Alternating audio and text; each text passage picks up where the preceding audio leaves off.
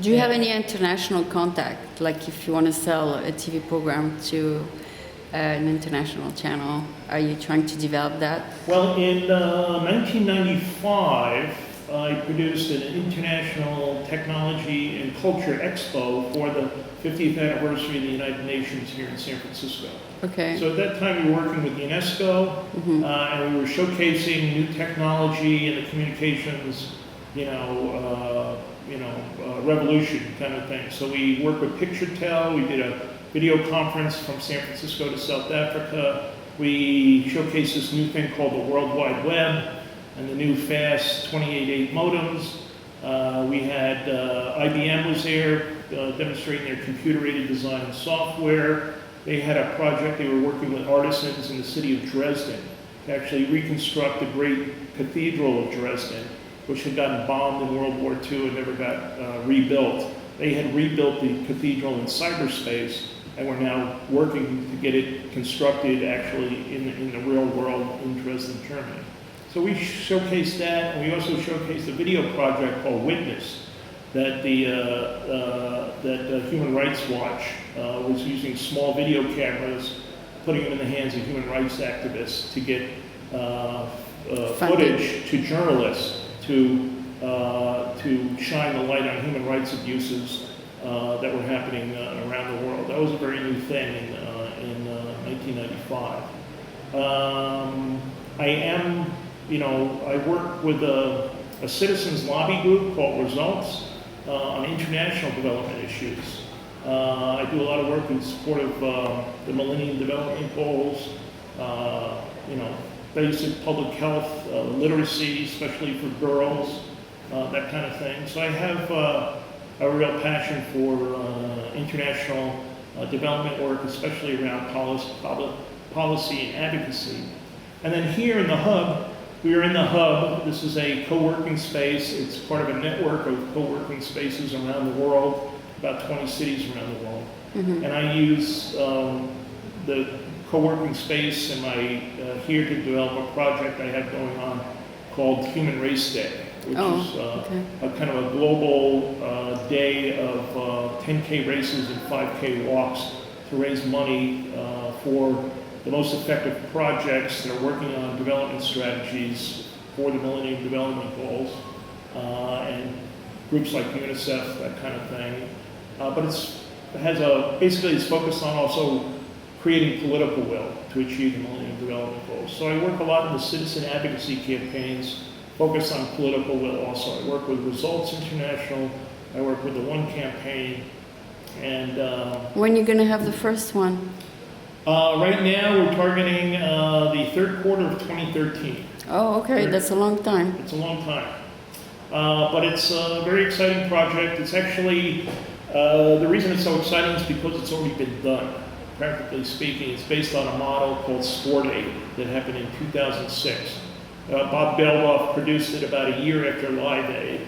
That's what originally inspired me to get involved in studying international development policy and strategies. Was the famine that happened in 1985 that Live Aid brought people together to take action on.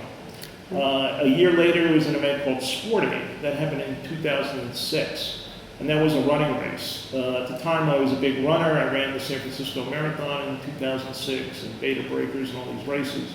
But Sport Aid was a race of 5K races. Actually, 10K runs it was, a few 5K walks, but basically 10K runs that happened in over 200 cities around the world, all on the same day. Okay. It raised over $100 million for famine relief in Africa. Oh, really? It had a television broadcast attached to it, a global television broadcast that reached 500 million people. And it raised a lot of money through the television pledges, through TV. But then, and so it was fantastically successful. I ran in the race in San Francisco in Golden Gate Park with about 500 runners, but there was 200,000 runners in Hyde Park, in London, in Paris, Hungary, Africa, Asia, all over the world, and there was 20 million runners that participated in this. Oh, and wow. This was in 1996, before the internet. people were still communicating with faxes and telexes and telephone calls. That's how Sport Aid was organized. Human Race Day is designed to do the same thing, except do it every year. Oh, okay. Kind of like a global AIDS walk kind of a thing. Like help for people who are in disasters like Japan? No. Well, it'll be focused mostly on long-term development strategies, like micro-enterprise, literacy programs. Okay. Half of the money will go to UNICEF. The other half will go to a basket of NGO groups that are working on long-term strategies focused on clean water, education, all the things related to achieving the Millennium Development Goals. Okay, great. Sounds good because UNICEF helps people in earthquakes too. Absolutely. UNICEF is the organization, that is on the ground there delivering blankets to people, getting, people, their... So long term it will help everybody. Long term it should, it's designed to really change the world. Change the balance of the wealth. Yeah, that's a good idea. Well, it's designed to produce these races every year. Okay. So we hope to start out with somewhere between 500,000 and 1 million people participating in between 50 and 100 cities. It should raise between $50 and $100 million, and then have a television broadcast as part of that. There'll be some basic messaging through TV about the Millennium Development Goals, the promise, the success, the track record, and then it will be repeated year after year. It'll has a social business component to it, providing global brand messaging to global brand companies that are interested in what's called bottom of the pyramid marketing. But mostly it'll be a great gathering of humanity every year. Okay. To focus on the long-term human development strategies, and that's why it's called Human Race Day. And it's just part of it's a trend right now. Who's working on it besides you?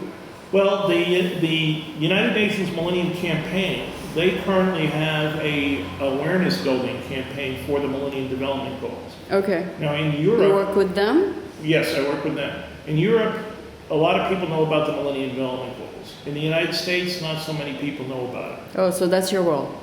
Well, yeah, I do an annual event here in San Francisco called Stand Up for the Millennium Development Goals. Okay. And it's part of a worldwide awareness building event that happens in September or October every year to raise awareness for the Millennium Development Goals. Okay. It started out with like 17 million people participating all over the world.